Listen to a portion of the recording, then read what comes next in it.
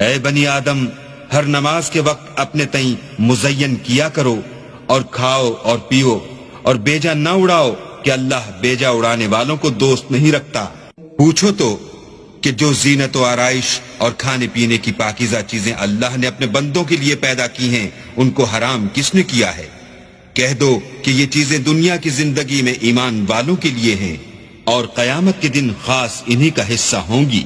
اسی طرح اللہ اپنی آیتیں سمجھنے والوں کے لیے کھول کھول کر بیان فرماتا ہے۔ کہہ دو کہ میرے پروردگار نے تو بے حیائی کی باتوں کو ظاہر ہوں یا پوشیدہ، اور گناہ کو اور ناحق زیادتی کرنے کو حرام کیا ہے، اور اس کو بھی کہ تم کسی کو اللہ کا شریک بناؤ جس کی اس نے کوئی سند نازل نہیں کی، اور اس کو بھی کہ اللہ کے بارے میں ایسی باتیں کہو جن کا تمہیں کچھ علم نہیں۔ اور ہر ایک فرقے کے لیے موت کا ایک وقت مقرر ہے،